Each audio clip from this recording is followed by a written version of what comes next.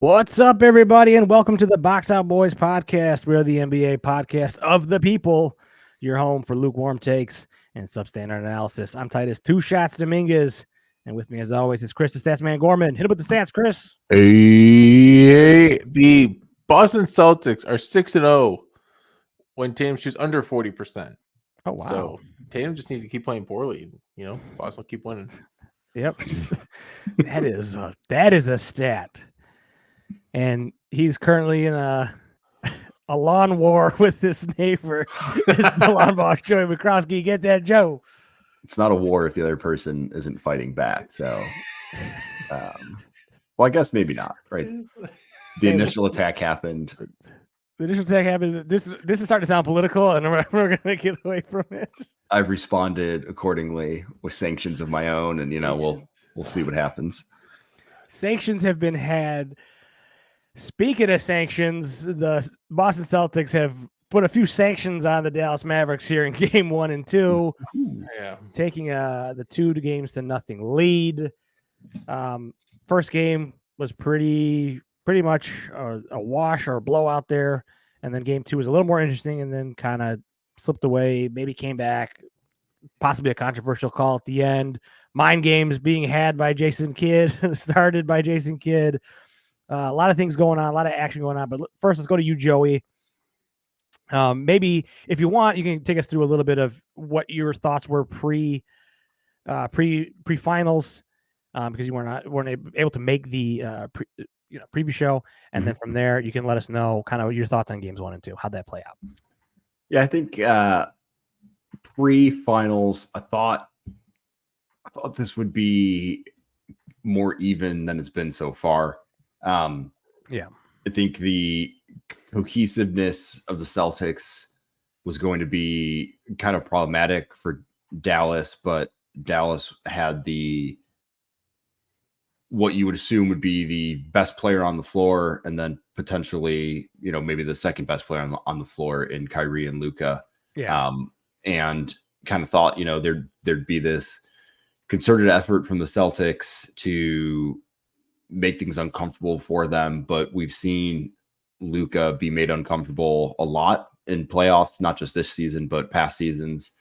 Thinking he could get all their series against the Clippers and, even against the Suns when they had their big game 7, and just them finding a way to kind of keep it close. And, maybe this would come down to kind of, clutch time minutes where, who's going to make the plays when it matters. And I kind of thought, if it gets to those kind of games and those points, that favors Dallas because they have, big time shot makers and clutch players. And, Boston has the collectiveness and the kind of, better team as a whole. But, in a clutch game, they've always found ways to kind of make themselves look worse than they are, at least in recent history when games have been like that. So I was kind of thinking, hey, should be,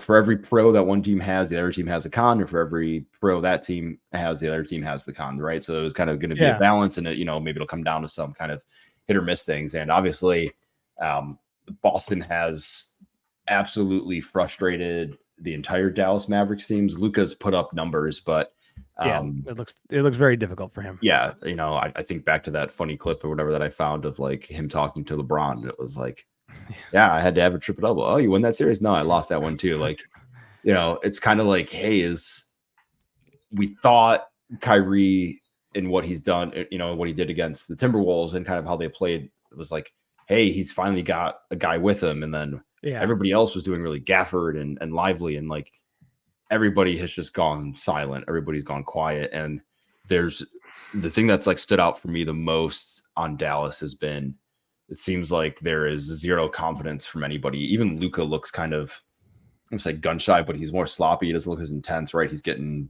the ball poked out from behind when he's dribbling up the court. He's finding Maxi Kleber wide open, and he's just not even like attempting to shoot the ball. Like there just seems to be kind of this belief that they're not ready for this, or they just got punched in the mouth so hard in game 1 that they just don't know what to do from it. And Jason Kidd has made some weird decisions, as Chris has mentioned in our group chat 15 different times. Why is Maxi Kleber in this game? Like there's zero reason for him to be in this game. And frankly, when he was hurt, they actually looked better. So I don't know. It's just been kind of surprising. I thought the games would be closer, especially game 2. It was a game Dallas had to win. You can't lose that one. Austin did everything that you want them to do for you to win the game, right? Have a bad shooting night from 3. Tatum has been, I'd say mediocre, but scoring wise, he's been mediocre. That should have been a game that they won, and I think that just kind of puts everything in perspective of where they're at compared to the Celtics right now when you don't win that game. Yep. Chris, what are your general thoughts on games 1 and 2, and then I'll kind of have some more specific questions for you guys. Generally, we can speak very generally. The Mavericks missed their shots, and the Celtics are making their shots.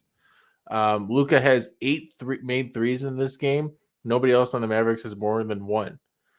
Kyrie Irving is 0 of 8 from 3. Maxi Kleber, as Joey mentioned, is a train wreck of a player. He came back from his injury maybe a little too soon and cannot hit the ball from 3. Why is he playing? They were doing well with Gafford and Lively. I understand Lively's been bad. Yeah, Lively. I don't know if he's like, not very lively. A delayed concussion. I don't know if that's a thing. But he's looked tough. So generally speaking, it's simply as Kyrie looks abysmal. Kyrie did not get enough flack in game. I need to go into this real quick. Kyrie did not get enough flack for how awful he was in game 1. He hit the side of the backboard, with that sideline 3-pointer. And people were like, he didn't look nervous out there. He didn't overplay. He overplayed the shit out of that game. He was trying to play hero ball as early as he could. He just couldn't do it because he's 6'3" and he's got 6'8" guys all over him every step of the way. He looks like he's been most bothered by it.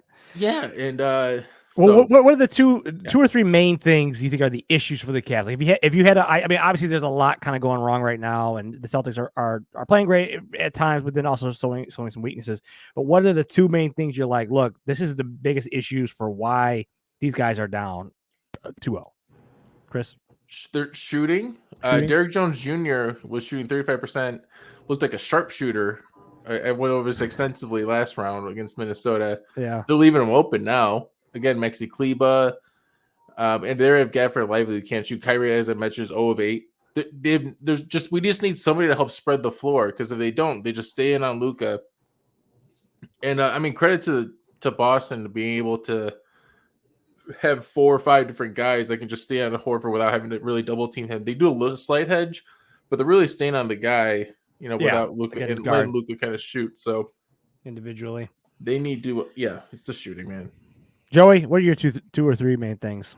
Yeah, I think it's the shooting. I think it goes back to the confidence of them a little bit. I think they just weren't ready for the spotlight quite yet. Luka is Kyrie should be, but he's not. Maybe the Boston thing kind of got to him a little bit more than people thought it might, right? I mean, he was game 1, he was getting booed every time he touched the ball.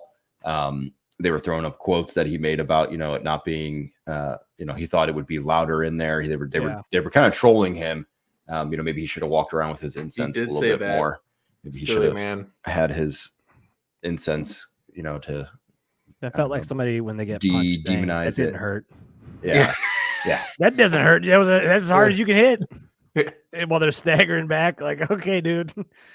And then the last thing I think too, I think it's just it's the sloppiness. Like, it just they're not running like clean sets, and I think it's because there's zero confidence from Luka that his team can actually score. So like he's not dribbling and driving with as much kind of as much of a I don't know, as much aggression as he usually does. Like he's kind of just I don't know. He doesn't look slow, but he doesn't look as determined, I guess, as we've seen from him in the past. He's not like complaining fully. He doesn't look that frustrated, but it just seems like he's kind of accepting that, like, yeah, got him a little bit. I'm kind of doing a lot here, and it's not making a difference. And if I keep doing it, it's just going to get worse. So I don't know where to go. Yeah. All right. Well, a couple things for me. I think I've heard it, a few places for sure, but I don't know. Speaking of, like, it's not maybe getting as much buzz as it maybe should be, but one thing for me is defensively, Luka is an issue for Dallas right now. he is getting blown by everybody. It doesn't matter if it's Jalen or Jason. He's a cone. Yeah, he's a cone out there. That's a great way to put it. They were cones. He's a cone out there, and it is all of their offense right now is coming from the dribble drive breakdown. Even we'll get into more about Tatum and stuff like that, but he's driving into a lot of guys. But a lot of times his initial burst is past Luka and then into the lane, and I think that's a major problem. I mean, Kyrie's getting some of that too, as far as he's not really able to defend. But that is, to me, is one of their main issues. Is Luka really isn't able to defend, and I think he's kind of being exposed by the Celtics right now, in a way that that Minnesota wasn't able to kind of expose him as a weak defender in the past series. And then I think the other thing is kind of maybe to Chris's point a little bit, but the Celtics are able to stay home. And they're really not having to double anybody, and that was something that I brought up. Or I think me and Chris both brought it up in the preview. Was that there's, they have four guys, quote unquote 4 guys, and I thought that was going to be maybe a little more like just words, like that. Yeah, they had 4 guys to guard him, but it really seems like they do have 4 people that can stick with those 2 guys.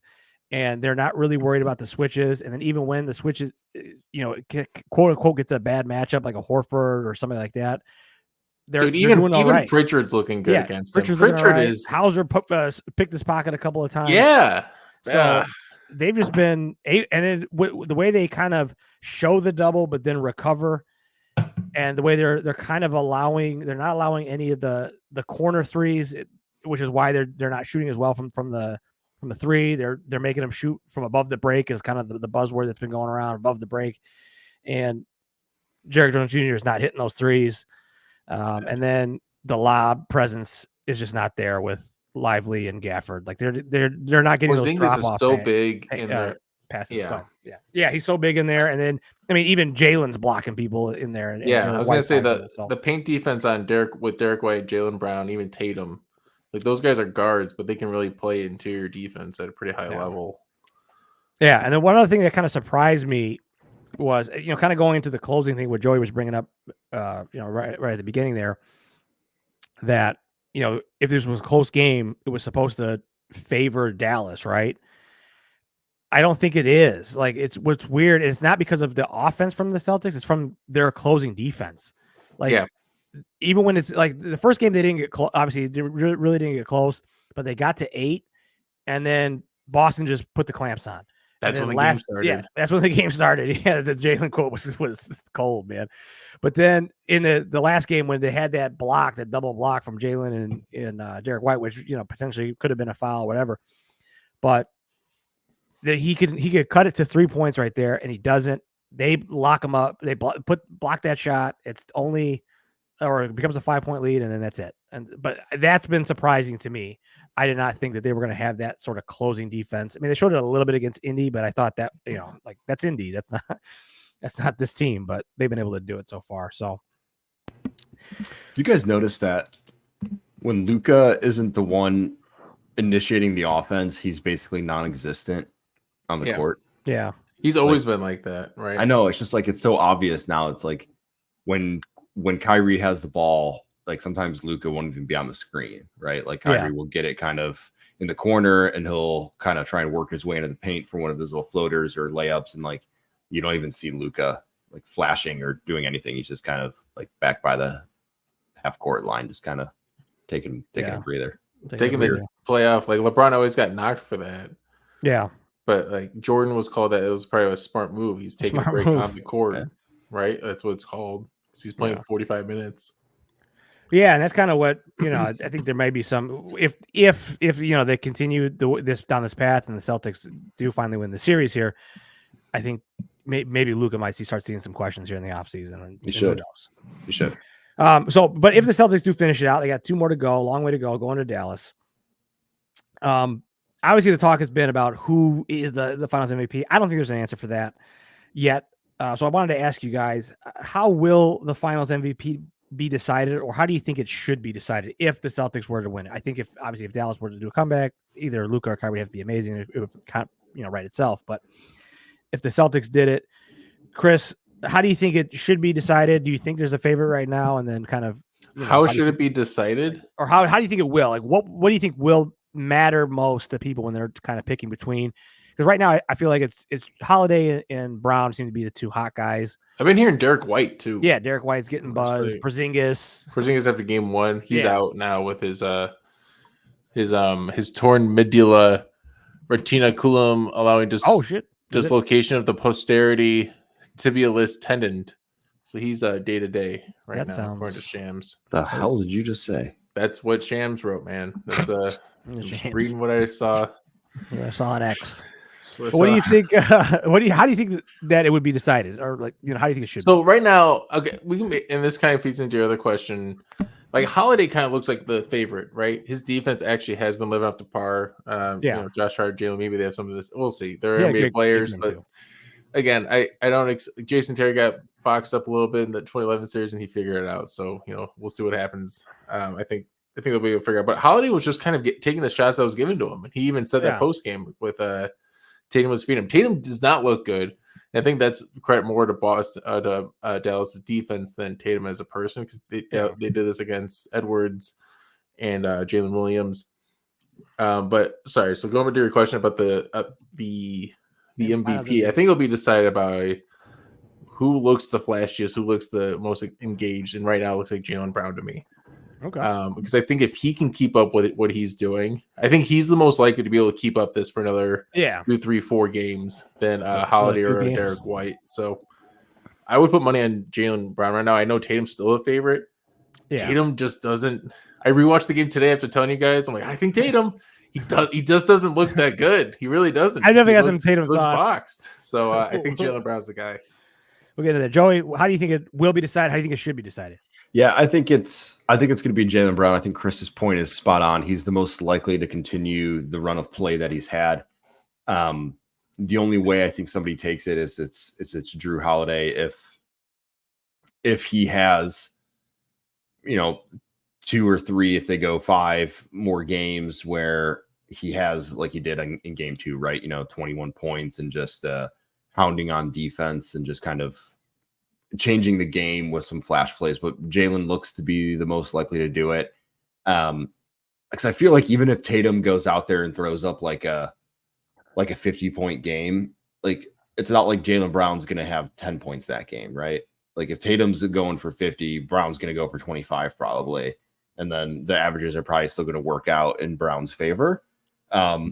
And I think everybody's going to remember at some point, like this game 1 and game 2 performance from Tatum. Nobody would remember a 50-point game in that scenario. No, no, I think they'll remember it.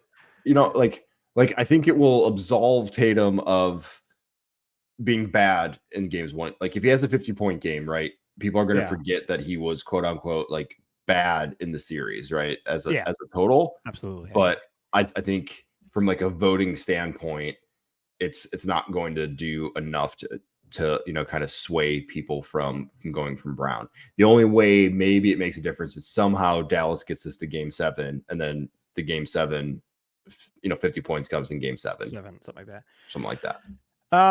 Yeah, I'm kind of with you guys. I think this is essentially Jalen's to lose. Holiday's got an outside shot, but I think everybody kind of knows he's more of a role player, and that, like Chris said, he said, I'm getting the shots that the defense is giving to me. I don't think they think that he's like creating much for himself. Like he's kind of just cleaning stuff up for these other guys, which is still a great, still important piece, no doubt.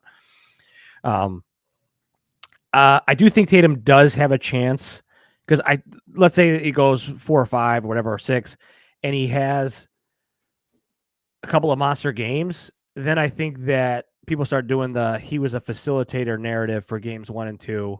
Yeah. And they're starting to go, all right, 9 assists. He almost had a 20-point triple-double in game 2. And it doesn't look as bad on paper as you might remember. That's where I think like people would forget if he drops a 50, like you're saying, you know what I mean? That all, a tight game, or he has a monster run in the 4th and has like a hero moment, then I can see him kind of maybe coming back and getting this. But right now I think Jaylen, because in my opinion, I think Jalen's been the best player in the series, even over 100%. Luka, just because he's playing both sides of the court. He's had like 2 fast break dunks per game, I'm pretty sure, right? You 2 in the first and 2, yeah. He's He's balling right now. So he's a madman. You guys got any grades here for some key players on the team? I mean, if you had anybody in mind, you can start. Joey, look like you maybe had some. Is there a player on the no? That there's not. Is Luca a B or a C? Ooh, I think he's a B for me. I think he's a B. He's a B. Yeah, I think he's a B. He's a solid B to like B minus. He's right? creeping into C though. Yeah. Okay. That's kind of where I had him. So I had Luca like B to B minus. I had Kyrie as like a solid C. Like he's not hurting you, but he's not helping. He's just kind of like whatever. He's just there. But then after that, it kind of falls off a cliff. Like the next closest is PJ Washington. Is probably like a C plus. Like he's made some shots. He's made some. I was thinking PJ was better than Kyrie. Yeah, right. He's the second best player. Yeah. But then after that, right? It's Lively's a D. Like, Lively's a D. Gafford's a D. Derrick Jones Jr. is a D. Maxi Kleber's an F. Yeah. With all those. An F. Yeah. God damn. But then you look at it on the other side. Brown's an A. Yeah. Tatum's a B. Yeah. Porzingis is a B. Yeah. Holiday's an A, and then the role players, Derek White, Peyton Pritchard, Al Horford, they're all solid B pluses, right? Yeah. Dude, Pritchard has one made field goal in this series. It's from half court. It's from half quarter. That's so stupid. This guy. Remember those, baby. But like I do this. That's this is what I do. Plus. He's like a C plus. That's a momentum killer. Yeah, that really was a momentum killer. That was that felt like Mazzulla called that the most important shot in the game. Our most important play of the game was. I think it was. It was weird. I almost texted you guys that after it happened, but I felt like I was gonna be like, "That's it. That's how you lose the game." It kind of felt like it. You saw, you're like, "Oh, that's the way." Yeah, that's like the Jamal Murray half court shot at the end of the half. Just like I'm so tired. I texted you guys like I'm so tired of these half court shots. I'm so tired. I hate this so much. Like I hate this so much. Should be allowed. But like, I like those grades. All those grades. It's like, it's no wonder why they're down 2-0. Yeah. Well, it's funny. I was I forget who I was listening to or watching, but they were talking about how, all right, it was supposed to, like kind of what you said, Joey, was supposed to be, Luka 1, Kyrie maybe 2 or 3, and Tatum, who's going to be the top 4. It's like, but right now it's Luka's the only guy in the top 5 right now for anybody on the court. Like everybody else is 5 through 6 or 7 is Boston. You know what I mean? Like, he's probably just barely sneaking in top 5. Yeah, exactly. It's crazy. It's like that's because I think Jalen's been the best player in the series, and I think Luka's been the second best player, only because of his scoring and stuff like that. And then 3 has been Holiday, 4 has been Porzingis, Tatum. They're all in the mix. Horford's there, White's in there before you even get to another Maverick. Really, kind of feel like Luka and Tatum are kind of on like the same level in this. Like Luka's stats are better, but like he's not impacting the winning as much because they're not winning. I don't know. I think Luka looks better than Tatum. Luka was able to create his own shot a little bit. He had a couple of shots in the corner and on the perimeter. I kind of triple double. He did a triple double, 30-point triple double. What are we doing? No, but nobody else is scoring. Like it's obviously going to become the Luka show. I think that's their plan. That's the Celtics' plan is like, fine, dude, you can beat us. Like you can score 40, you're not going to beat us. Like that's he's kind of falling into it though, right? He's kind of falling into their plan and not. But I mean, you guys aren't making any shots. It's so stupid. Like, yes, I'm. Well, they're not getting the shots that they want. That's the other thing. And the best thing that Boston has done, I want to watch even more, is taking away the lob.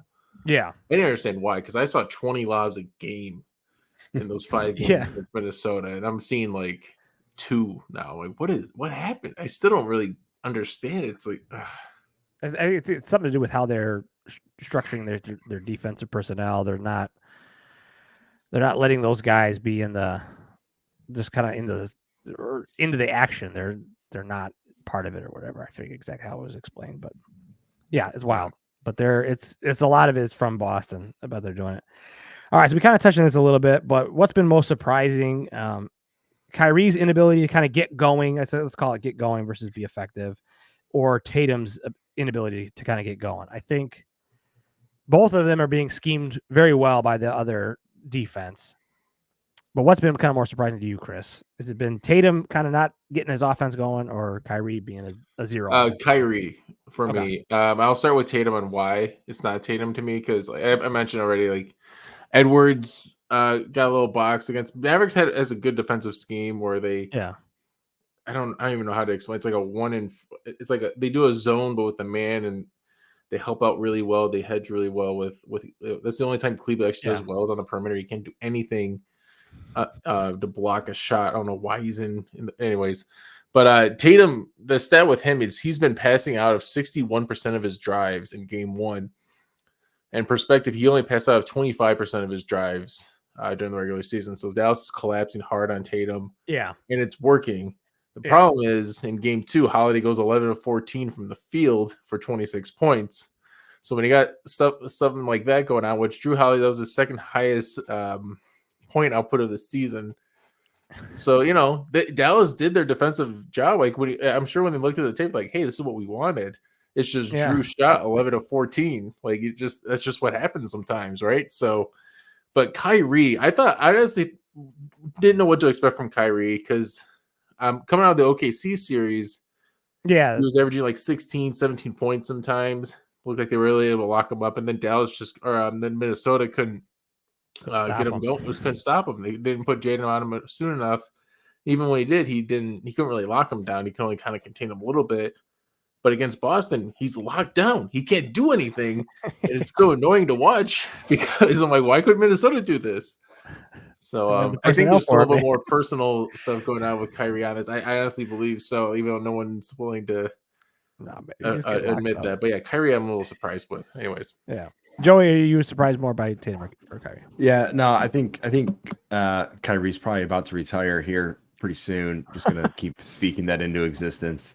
No, I'm just kidding. Him and Dame retiring this summer, right? Oh yeah, that was right. It was Dame. It wasn't even Kyrie. See, I even got my own predictions mixed up. Thanks for correcting that. Well, maybe Kyrie too.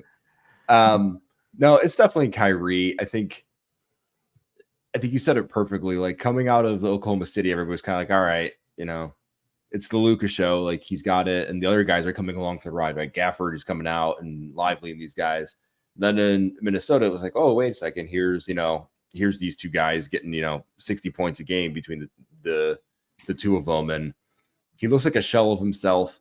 Like Tatum does too, but at the same time, the problems with Tatum are kind of the problems that everybody has always knocked for him. So like to say like, is it a surprise?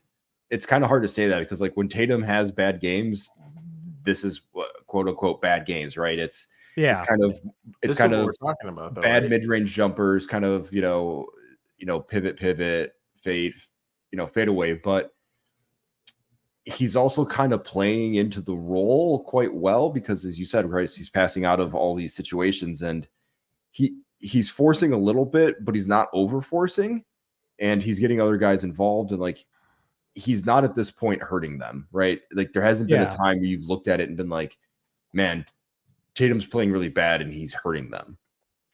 Like he's not. I feel like the problem with Tatum has always been when it's really bad, it's possession after possession after possession of him coming down and doing the same thing over and over and over again. You're like, my God, do something different, right? It's almost like DeMar-esque where it's like just do something else.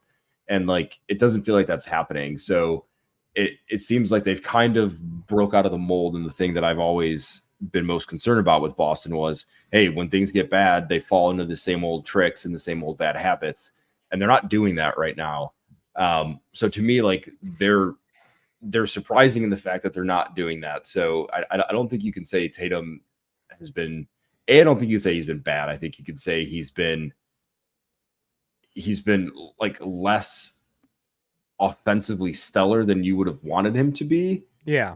But he's found ways to get other guys involved. And as Chris's point, right? If Drew Holiday is playing like that, well, it doesn't matter then if you have a bad game, right? Your job should then be, hey, let's drive, bring guys into me, and then I'll kick it out and let him keep scoring. Like that's how good teams win championships. So it's got to be Kyrie.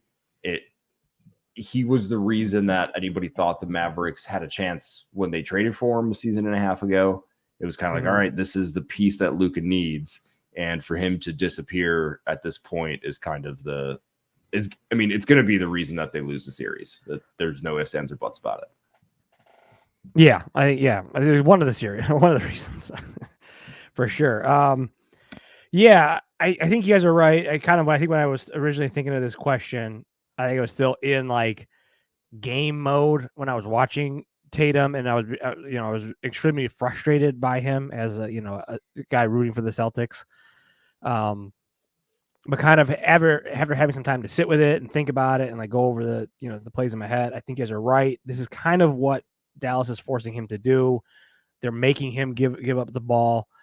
I still would like to see him be a little more aggressive and a little less predictable about when he was looking to finish. Because there's times where I feel like he could finish if he just put his head down and was like, I'm going to finish on this play.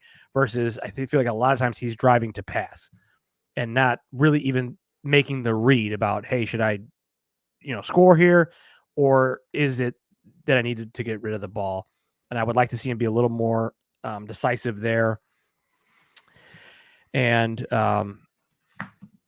just a little more willing to turn it up when he needs to, And I hope that happens. Does he people keep talking about that extra gear. Does Tatum actually have that gear though? I think he does. And I actually it's funny. I think that's kind of the death nail for Dallas. I think, in my opinion, I think if we get a Tatum game, I think that's the signal of it's over, because then there's nothing else you can do. Like if he just is in his head or whatever, or kind of overthinking the reads and not making the right, not 100% sure what he's going to do before he does it, I think that's where you can kind of see the Celtics maybe stumble in a late game situation. But if he's 100% confident in what he wants to do when he goes to the basket and his jumper's falling then off of that penetration, then I think they become basically, for Dallas at least, kind of invincible at that point.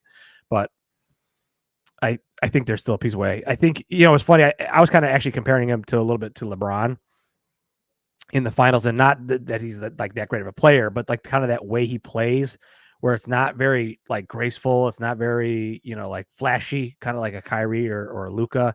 He's just kind of like bulldozing over people and looking for the foul a lot of times. Like, I don't know how many times I've seen him like throw his hands up and look to the refs to save him.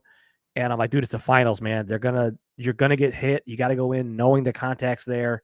Stop worrying about that crap and just play the game. I think sometimes if he did that, he would look a little better and he would score a little bit more. Because even still, he had 18, 9, and 10 or something, or 12. And 12, yeah. Everybody's calling it a bad game. So, yeah, weird one. All right, guys. If Porzingis is hurt or not, does that change the way you feel about the rest of the series going forward? Joey, what do you think, man? If he's out, like, does that Dallas's thing?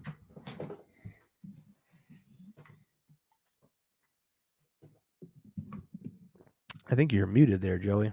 You muted my guy. Sorry. Oh, you're right. Neighbor was out mowing the grass, and I didn't want you guys to see her. Look at that. Competing with you, huh? A night mow. No, wow. I know. It's great. We're not at battle. We're not at battle. We're not at war with him. He's an ally. Okay, it's the other neighbor. Oh, there's the other one. All right. The opposite neighbor. I don't think it necessarily matters that much. Ooh, okay. I don't think so either, but it does a little bit. Like maybe the paint lob opens more, but like Horford hasn't been bad. Yeah. Right. Like I feel like the game one flash was so exciting. I feel like because Kristaps came off the bench, right? If Kristaps had started that game and did what he did, it wouldn't have been as like special. But it was like, hey, he came off the bench, came back from injury, and he was smiling and hitting these shots. It was kind of like winking at people. Yeah, and winking at people. He had the whole swag about him. And then game two, it's just, I mean, yeah, he looked normal. He looked normal, right? He looked normal. Good, but normal. I just think like everybody thought Porzingis was the X factor, right? A lot of the podcasts, everyone was kind of like, hey, he's the big X factor in this series. And I feel like that has kind of changed, right? Kyrie has now become the X factor. And I just don't know. I don't know if Dallas can take enough advantage of the lob to make a difference, right? It still becomes a math problem, as it's always been for them, is, hey, maybe you're getting a little more lob to Gafford and a little more action with Lively, but if Boston is going to be shooting three ball as much as they are, and they're going to be spreading it around, and Drew has another good game, or Brown has a good game, or if Drew doesn't have a good game, like, does Tatum just decide, hey, this is the game I finally assert myself and try to get in here? Like, I just think there's enough there's enough weapons and enough places to share the ball around that Kristaps helps, but he doesn't help so much that if he's not there, that he becomes like a positive for the Mavericks. Yeah. All right. That makes sense. That makes sense.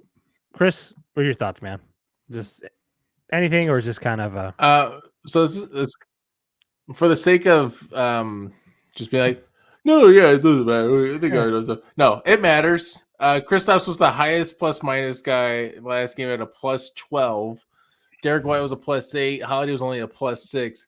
Porzingis is the spark plug off this bench. Without Porzingis, gives Mavericks a huge advantage. Who are you going to stop? We're going to see 10 lobs in the paint without Porzingis. Like, I get it. We're talking about Brown and Tatum and Horford and all that. But no, without Porzingis, you don't have that 7'2" unicorn to help, with you. If he doesn't play, I don't have to see Kyrie or Jaden Hardy or whatever short 6'5" and under guy trying to block a mid range from Porzingis, because they'll be able to have to guard Sam Hauser instead, which is fine. Or Cornette might have to play 10 minutes. I don't know. Yeah.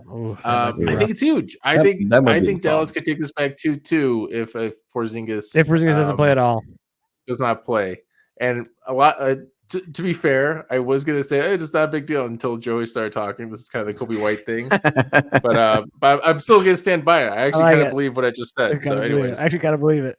No, I think it would be a small factor, but I ultimately I don't think it would make much of a difference. I think now, considering that the Celtics are up 2-0, that's a good point. I think that's kind of why I would be more confident. It's like, all right, well, they only gotta get 2.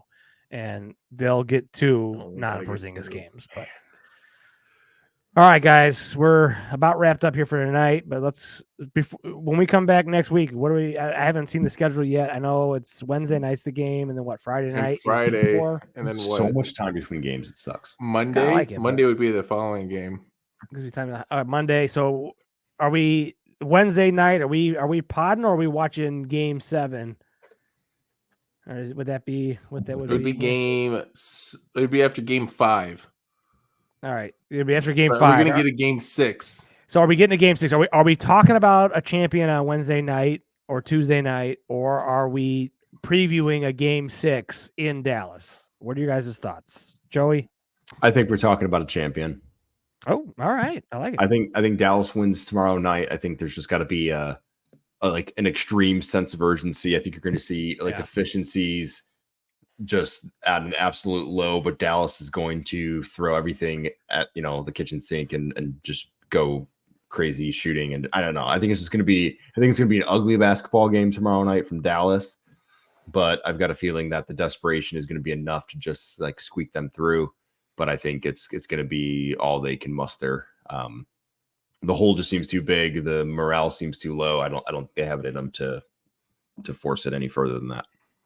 Chris, you gonna go? No, we'll be talking about Game 6. It'll be like, is Tatum actually gonna step up? He stepped up for that one game, but they still lost. So maybe Dallas can actually take this and turn the series. So we need a close game. We were robbed of a 3-point game. We didn't get a last 2-minute report. Yeah, because Jaylen Brown kind of leaned in a little bit. PJ Washington, people are like, "Oh, what a block!" PJ Washington hit the rim with that dunk because he got pushed in the back. When you get pushed like this, you can't get the ball up as high as you're expecting to get it up. You got pushed. Real basketball player would have got it up on the rim, but whatever. No, LeBron's one of the few guys who could do it. He got pulled from his shoulders down. LeBron would have got it up. LeBron would have got it. They wouldn't have when LeBron was in the finals. Yeah. I think we're talking about a champion. I think this is 5 games max. I am very curious about Game 3 because I mean, obviously, Game 3 is the series if Mavericks lose, right? Yeah, even if nobody's come back from 3-0, but I'm very curious because I'm kind of curious if it goes the way Joey's saying, where it's Dallas back against the wall, desperation, and this is their one game where they can kind of force it, and then obviously the Celtics would come back in 4 and 5. I'm kind of curious if it's that or if it's the Celtics knowing they got these guys on the ropes and them going, we're going to finish them now, and we're not going to play with our food. We're not going to mess around, and maybe the 3 ball is offset from what it was. Was it 10 for 39 or something last game? And if they hit 15 23s, is it lights out and it's a quick one and we're talking about a 3-0 series. I'm very curious. I think it kind of goes one of those two ways. I don't think there's really any in between. I think it's either a tough grinded out win from the Mavericks where they're throwing everything at them and they're just playing playing hard, or it's a complete mop job by the Celtics because the shots falling. It's like all of a sudden they're like, all right, we're good. But the only thing I kind of keep thinking of is like the team that gave the Celtics the most trouble, even though they didn't win a game in the series, got swept, was the Pacers, right? Like all those games were kind of close, and it was, what do the Pacers do better than anybody else, right? They play with speed and just kind of chaos ball. There's not a lot of predictability to it. It's just kind of run and gun, and Dallas is obviously the exact opposite of that, right? It's set a screen, let Luka kind of dribble, and then see where he gets. And I feel like maybe for one game they can just kind of throw that all out the window and just go for it. And if Boston has to play a little bit of defense, maybe it tires some of them out, that the offense slips a little bit, but Dallas isn't built to go with speed for more than one game, especially if they're playing then again on Friday on one night's rest versus 2 or 3 like they've had. I feel like if they manage to pull it out, it's pretty much all she wrote. All right, interesting. We'll see what happens next week. I think we'll pod in 8 days because we won't have to do it any sooner. But we'll see. Sure. Well, even if I know you guys are going to be like geeked up to do a Boston championship ones, I'm fine to wait till Wednesday. You're up. Hey, I made you do a Minnesota Sunday night pod after you were. I was actually excited about doing that. No, I was. You looked really excited about. It's because I got up at 4 in the morning that day and fished for 8 hours and then drove 3 hours home and then watched a 4-hour game and then got on. I wish my team lost. My point, right. My point is like, your team was the Celtics. We talking about just do the Celtics spot then if we want to do it on. I think our schedules are more flex than yours. No kid schedule, but anyways. Yeah, I'll come on and do a solo Celtics one. Me and Michelle will just get hammered to do it. That could be fun. Special guests. Special guest Michelle. Hammered Celtics pod. Maybe we'll see. I did get a prediction from Baskets. She thinks that Dallas is going to come back and take control of the series. So shout out to Baskets for take control of the series.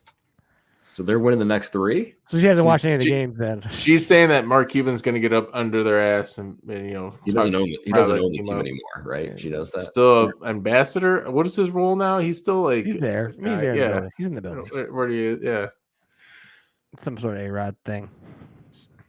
Selling Snuggies with Mavericks logos on them. Silly Snuggies. All right. Well, we will excited to see a few more games. I do kind of. The series has been a little weird, but it'll be nice to see some close games. But with that is it for us tonight. Follow us on social media, the Box Boys. Slide in those DMs. Be sure to subscribe, rate, and review on YouTube and Spotify. I very much appreciate that. So until next time, Box out.